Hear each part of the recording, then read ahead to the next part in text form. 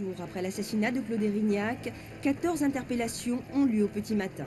Stupéfaction plongée dans le noir, un choc, une vie brisée, une série d'interpellations. La revendication de l'assassinat du préfet, trop facilement désignés, aucun élément concret ne viendront les impliquer, ils seront finalement blanchis.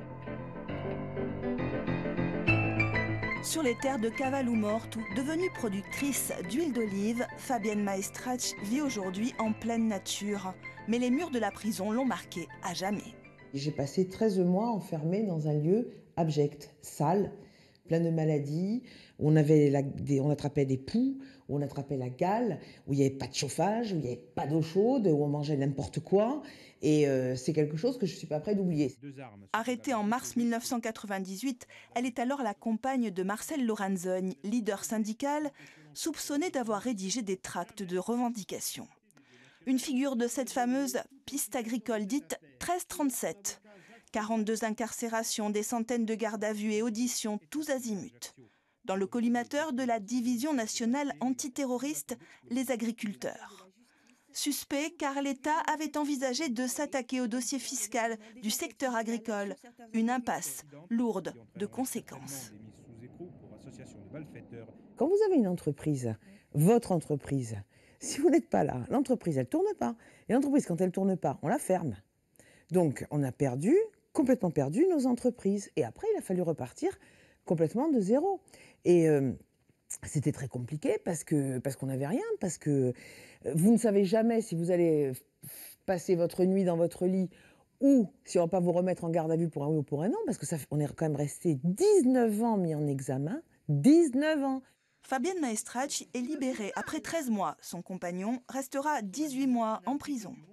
Le commando coupable d'avoir assassiné le préfet est arrêté en mai 1999, condamné en 2003. Mais Marcel Lorenzogne, Mathieu Philidor et autres figures emblématiques de cette déroute judiciaire, Fabienne Maestrach, en tout, 31 personnes restent mises en examen.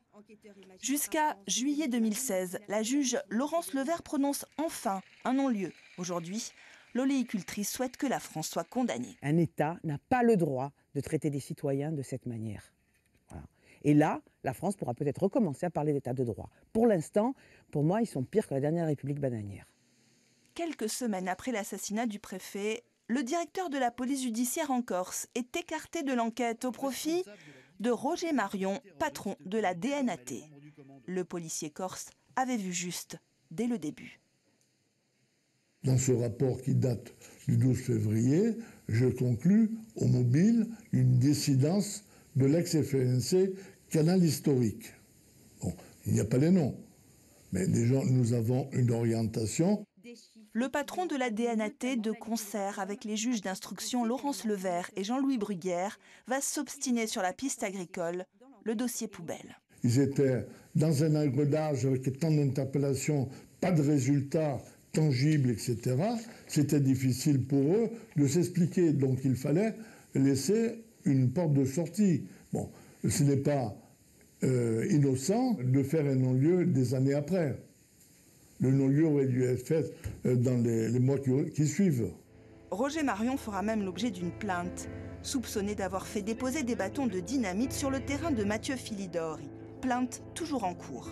Joint par téléphone, Roger Marion n'a pas souhaité s'exprimer. Il ne renie rien, affirme que la piste agricole a mené au commando.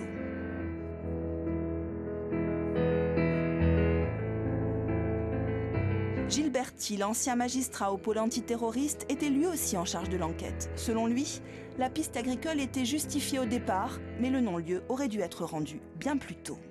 Ça va aboutir forcément à la condamnation de l'État. Il est bien évident que n'importe quelle juridiction, même la plus obtuse, même la plus complaisante, si jamais il en existait, n'aurait pu que tirer la conclusion que le délai raisonnable pour juger l'affaire était largement passé, je le rappelle, est largement outrepassé.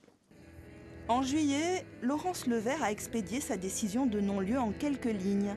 Après 19 ans, Fabienne Maestrach et les dizaines d'autres mises en examen de la piste agricole espèrent une condamnation de l'État pour faute lourde.